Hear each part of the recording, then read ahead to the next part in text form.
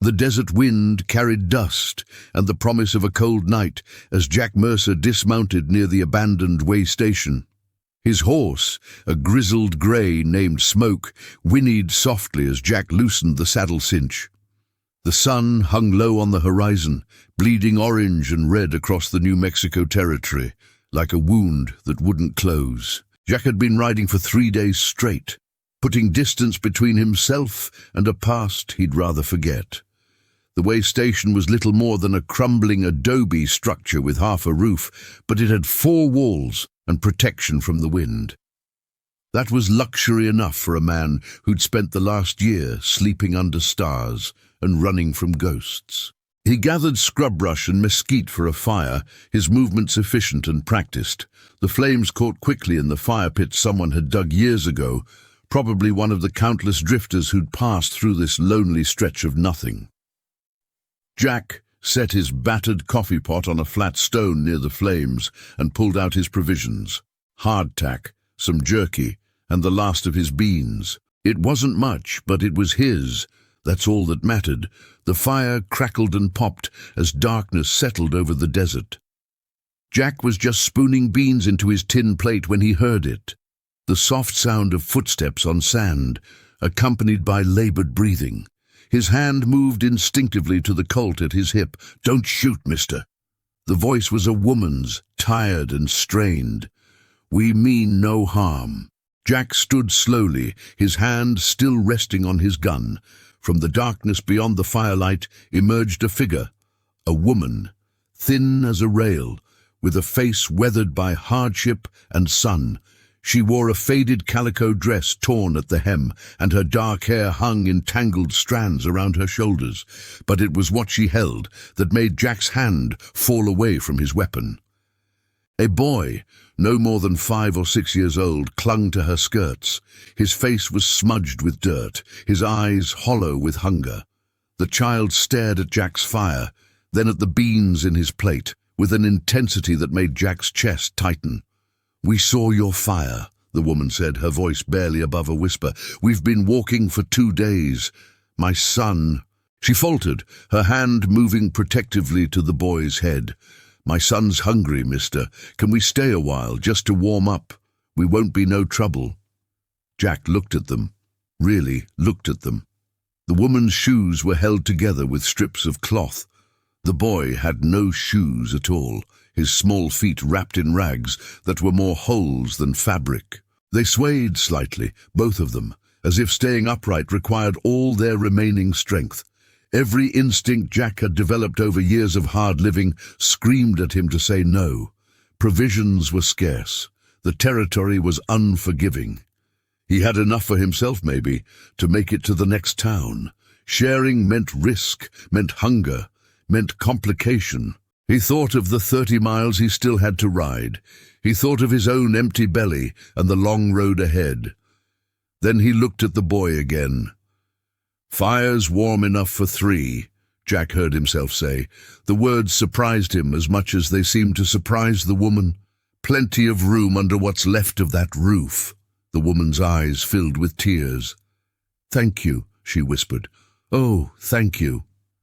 Jack gestured to a spot near the fire. "Sit, rest yourselves." He looked down at his plate of beans, then at the pot still sitting by the flames. Without another word, he walked to his saddlebag and pulled out his only other tin plate and his spare spoon, the one he usually used for cooking. He divided his beans between both plates, giving the larger portion to the woman and boy. Then he pulled out all his jerky and hardtack, splitting it as evenly as he could manage. It wasn't much. It wasn't nearly enough. But it was something. The boy ate like he'd never seen food before, his small hands shaking as he shoved beans into his mouth. The woman tried to eat slowly, with dignity, but Jack could see the effort it cost her. She was just as starved as her son. "There's coffee," Jack said, pouring the strong, bitter brew into his cup and handing it to the woman. "It ain't sweet, but it's hot." "It's perfect," she said, wrapping her hands around the cup like it was made of gold. Jack settled back on his haunches, chewing on a piece of hardtack and watching the fire. He'd given away most of his food, but strangely, His stomach didn't protest as much as he'd expected.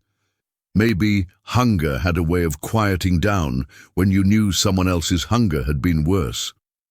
"Name's Jack Mercer," he said after a while. The woman looked up from her coffee. "Sarah Donovan, this is my son, Tommy." "Where you headed, Mrs. Donovan?" "It's just Sarah." She stared into the fire. "We're headed to Socorro. My sister's there. Least she was 3 years ago. I'm hoping she still is. That's another 50 miles at least." "I know." Sarah's voice was flat, exhausted. "We'll make it. We have to." Jack didn't ask what they were running from. In the territories, people's pasts were their own business. But he could guess. A man who turned mean, a farm that failed, debts that couldn't be paid. The West was full of stories like that, each one a small tragedy played out under the endless sky. Tommy finished his food and curled up against his mother's side, his eyes already closing. Sarah stroked his hair with a tenderness that made Jack look away, made him remember things he'd spent years trying to forget. "You should rest," Jack said. "I'll keep the fire going. Nights get cold out here. You've already done so much." "Rest," Jack repeated, more firmly this time. "Morning comes quick in the desert." Sarah nodded, too tired to argue. She wrapped her arms around Tommy and closed her eyes. Within minutes, both of them were asleep, their breathing deep and even. Jack sat by the fire, feeding it mesquite branches and watching the stars wheel overhead. He thought about his own journey, about the town he'd left behind and the ones still ahead. He thought about the woman and child sleeping a few feet away, and about the 50 miles of harsh terrain that stood between them and whatever safety Sarah's sister might offer. He thought about his dwindling supplies and the hunger that would be his companion for the next few days. And he thought about how small he'd felt in that moment when Tommy had looked at his food with those hollow eyes, and how the boy's smile after eating had somehow made the whole desert seem a little less empty. The fire burned low. Jack added more wood. In the distance, a coyote howled, its voice lonely and searching. Jack understood that feeling.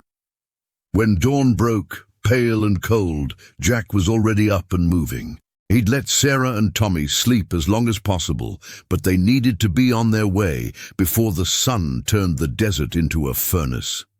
He rekindled the fire and put on coffee, then took stock of his remaining supplies. It wasn't good.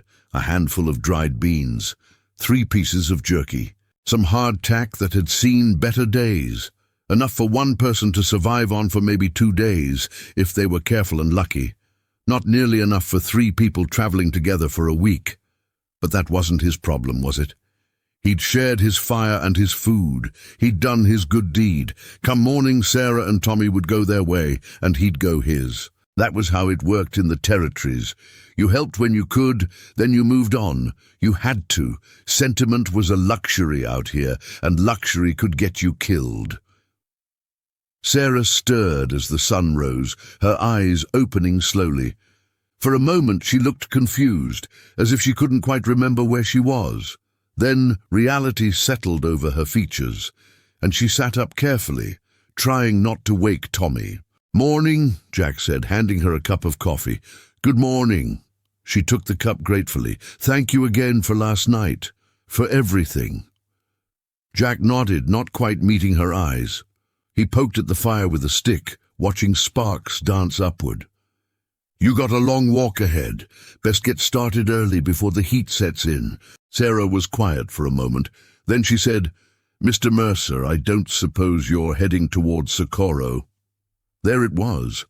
The question Jack had been dreading since he woke up. Because the truth was, he wasn't heading towards Socorro. He was heading to Santa Fe, which lay in the opposite direction. He had a job waiting there, fence work for a rancher who'd promised cash money and 3 meals a day. It was honest work, the kind that didn't ask questions or expect more than a strong back and steady hands. He needed that job. He'd been drifting too long, and winter would come eventually. A man needed money, supplies, a place to hole up when the snows came. No, ma'am, Jack said, his voice carefully neutral. I'm headed north, Santa Fe. Sarah nodded slowly, her face carefully blank. Of course. I understand. She paused, then added quietly, Could we maybe travel with you for a bit? Just to the next town, wherever that is. We'd pull our own weight, I promise. I can cook, mend clothes, help with Mrs. Donovan, Sarah. Jack set down his coffee cup. There ain't no town between here and where I'm headed. Not for 30 miles, and that's rough country. And the town where I'm going, it ain't on your way. I see. Sarah's voice was very small. Tommy woke then, rubbing his eyes with small fists. He looked up at Jack and smiled, a shy, hopeful smile that hit Jack like a punch to the gut. Morning, mister, the boy said. Thank you for the food last night. It was real good. Jack couldn't find words. He just nodded. They shared the last of Jack's coffee and a meager breakfast of hardtack. Jack watched Sarah break her portion in half and give the larger piece to Tommy.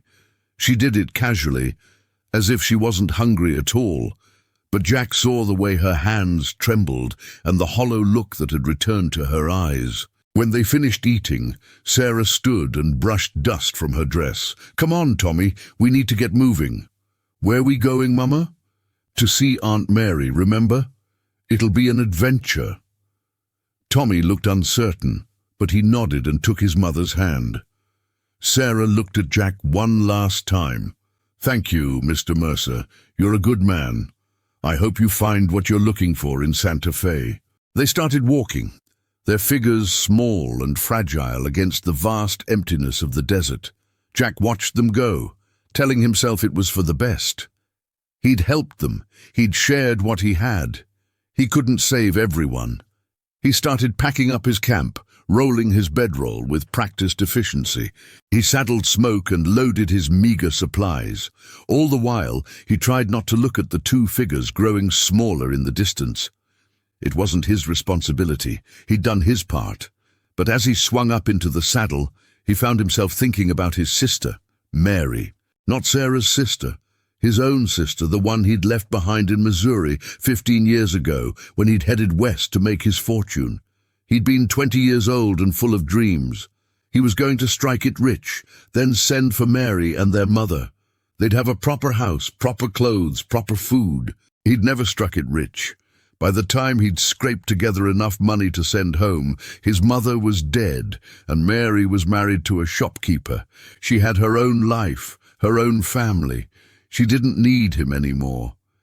He wondered what she looked like now, wondered if she had children, wondered if any of them looked like Tommy with those same hopeful eyes. Jack sat on his horse, staring north toward Santa Fe and the job that waited there, a good job, a chance to finally settle somewhere, maybe save some money. A smart man would ride north and not look back. But Jack found himself thinking about 50 miles of desert, about a woman with wrapped shoes and a boy with no shoes at all, about the coyotes and rattlesnakes and the men who wandered the territories looking for easy prey, about the way Sarah had divided her hardtack and given most of it to her son, pretending she wasn't starving. Damn it, Jack muttered.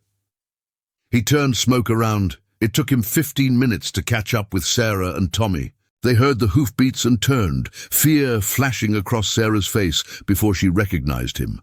Mr. Mercer. Jack reined in Smoke and sat looking down at them. He took off his hat and ran a hand through his hair, trying to find the right words. "I've been thinking," he said finally. "Santa Fe can wait a few days, and I ain't never seen Socorro. Heard it's nice this time of year." Sarah stared at him. "Mr. Mercer, you don't have to—" "I know I don't have to," Jack interrupted. "But I am. Now Smoke here, he's getting old, but he can carry the boy. Tommy, you want to ride a horse?" Tommy's face lit up like sunrise. "Really? Really? Come here, son." Jack reached down and lifted Tommy into the saddle in front of him. The boy weighed almost nothing, all sharp bones and bird-like fragility. Jack felt something tighten in his chest. "You hold on to the saddle horn here. I got you. But you hold on tight." "Yes, sir." Tommy grabbed the horn with both hands, grinning so wide it looked like his face might split. "Mrs. Donovan, Sarah, you take Smoke's reins. He'll follow you gentle-like. We'll walk together, spell each other when we get tired. I can't ask you to—" "You didn't ask. I offered. Now let's get moving. We got a lot of ground to cover." They walked through the morning, the sun climbing hot and bright. Jack stayed mostly silent, but Tommy chattered like a magpie, pointing out birds and asking 1,000 questions about everything he saw. When did Jack get his horse? Was Jack a real cowboy? Had he ever shot anybody? Did he have a mama? That last question made Jack's throat tight. "I did once," he said quietly. "She died a long time ago." "I'm sorry," Tommy said with solemn sincerity. "That must have made you sad." "It did, still does sometimes." They stopped at midday to rest in the meager shade of a rock outcropping. Jack split his last pieces of jerky 3 ways, and they ate in silence, trying to make the food last. Sarah looked at him with something like wonder in her eyes. "Why are you doing this?" she asked quietly, while Tommy explored the rocks. "You don't even know us." Jack thought about it. He thought about his sister Mary, about all the times strangers had shown him kindness when he had nothing. He thought about a cold night in Colorado when a Mexican family had invited him to share their fire and their stew, even though they barely had enough for themselves. He thought about the way he'd felt last night, watching Tommy eat, and how that feeling had followed him all morning like a shadow he couldn't shake. "I guess," he said slowly, "I'm doing it because I can. And because if I don't, I'll spend the rest of my life wondering what happened to you both, and that wondering, it would weigh more than any hunger." Sarah's eyes glistened. "You're a rare man, Jack Mercer." "No, ma'am. I'm just a man who's been hungry before, who's been alone before. It ain't a feeling I'd wish on anybody." They walked through the afternoon, and when Tommy grew tired, Jack carried him while Sarah rode. They talked as they traveled, small talk at first, then deeper things. Sarah told him about her husband, who died of fever 2 years back. About the farm they'd tried to keep going but couldn't. About the man who'd offered to help, then turned mean when she wouldn't marry him. About running in the night with only what they could carry. Jack told her things he hadn't spoken of in years, about his sister, about the gold mine that never panned out and the cattle drive that ended in disaster, about drifting from town to town, job to job, never quite belonging anywhere. "You're lonely?" Sarah said. It wasn't a question. "I guess I am," Jack admitted, "but loneliness is safer than disappointment. People let you down, places fall apart, better to keep moving." "Is it, though? Better?" Jack didn't have an answer for that. They made camp that night near a dry creek bed. Jack knew where to dig for water, and after an hour of work he'd coaxed enough from the earth to fill their canteens and let Smoke drink. They had no food left, but they had water and fire, and that was something. Tommy fell asleep quickly, exhausted from the day's travel. Sarah sat beside Jack by the fire, her hands wrapped around a cup of water like it was fine wine. "Tomorrow we might reach Alameda," Jack said. "It's a small place, but they got a general store. I can maybe pick up some work, earn enough for supplies to get you the rest of the way. What about your job in Santa Fe?" Jack shrugged. "Like I said, Santa Fe can wait. You're sacrificing a lot for strangers. Maybe, or maybe I'm just finally learning what actually matters." He stared into the fire. "I spent a lot of years thinking I needed to make something of myself. Strike it rich, build something, become somebody, but all I did was drift and stay alone and wonder why nothing felt right. And now I'm thinking maybe the point ain't to make something of yourself. Maybe it's to do something for somebody else. Maybe that's what makes us matter." Sarah reached over and squeezed his hand. "Thank you, Jack, for everything." They reached Alameda 2 days later, all of them stumbling with exhaustion and hunger. True to his word, Jack found work, 2 days of hard labor repairing a corral for a rancher on the edge of town. The man paid in cash and threw in some supplies: beans, flour, coffee, and salt pork. It was a fortune. That night, they had a real meal. Sarah cooked the beans and salt pork over a proper fire, and they ate until their bellies were full. Tommy laughed and talked, his energy returning like spring after winter. Sarah smiled, really smiled, for the first time since Jack had met her. "Tomorrow," Jack said, "we'll stock up and head out. Should reach Socorro in 4, maybe 5 days." "And then?" Sarah asked. "Then you'll be with your sister, safe, and I'll—" He trailed off, not quite sure how to finish that sentence. "You could stay," Sarah said quietly. "In Socorro, I mean. There's always work for a man like you. Good, honest work." Jack looked at her, at the hope in her eyes, and felt something shift in his chest. For the first time in 15 years, the idea of staying somewhere, putting down roots, didn't feel like a trap. It felt like possibility. "Maybe I will," he said. "Maybe I will." They traveled the rest of the way to Socorro together, and with each mile, Jack felt something changing inside him.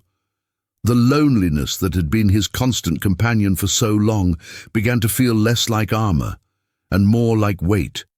And as that weight lifted, something else crept in, something warm and hopeful and terrifying.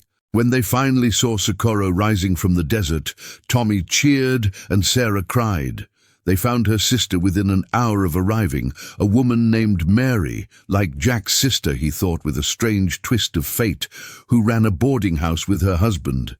Mary cried when she saw Sarah, hugged her and Tommy like she'd never let go, and immediately set about finding them clothes and food and a room.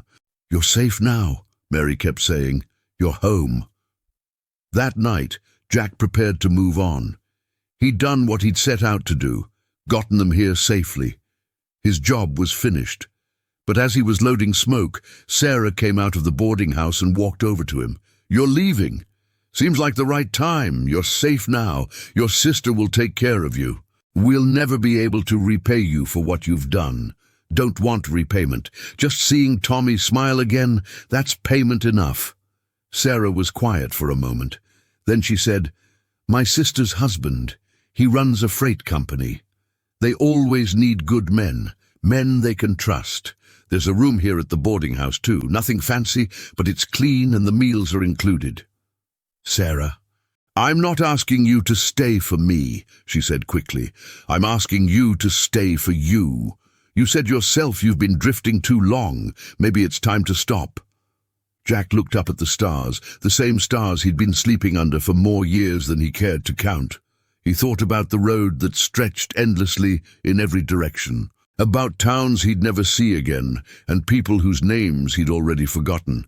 Then he thought about Tommy, asking if he was a real cowboy, about Sarah's hand squeezing his by the fire, about the way it had felt to help someone, really help them, not just share a fire and move on, but see it through to the end. He thought about his sister Mary in Missouri, living her life without him, about all the years he'd spent running towards something he could never quite name. Maybe he'd been running in the wrong direction all along. "I'll talk to your sister's husband in the morning," Jack said, "about that freight job." Sarah's smile was like dawn breaking. "Thank you, Jack, for everything." That night, Jack slept in a real bed for the first time in months, and when he woke in the morning, instead of the open road calling to him, he felt something different, the strange, uncomfortable, wonderful feeling of arriving somewhere. Not just geographically, but spiritually, emotionally. Home. He stayed in Socorro. He took the job with the freight company and discovered he was good at it, organizing loads, managing routes, dealing with customers. Within 6 months, he was the foreman. Within a year, he'd saved enough money to buy into the business as a partner. He ate dinner at Mary's boarding house most nights, where Sarah helped her sister cook, and Tommy grew strong and tall. Sometimes, after dinner, he'd sit on the porch with them and tell Tommy stories about the West, about the places he'd been and the things he'd seen. And sometimes, when it was just him and Sarah, they'd sit in comfortable silence and watch the stars. He never forgot that night at the way station, when a woman's desperate voice had asked if they could stay by his fire. never forgot how close he'd come to saying no, to protecting his meager supplies and his solitary life. Sometimes when business was slow and he had time to think, Jack wondered where he'd be now if he'd made that other choice. Probably still drifting, probably still alone, probably still hungry, not just for food, but for something he couldn't name. Instead, he was here. He was home. And it had all started with a simple act of kindness on a cold desert night, sharing his fire, splitting his food, and choosing someone else's hunger over his own. It had cost him almost everything he had, but it had given him so much more.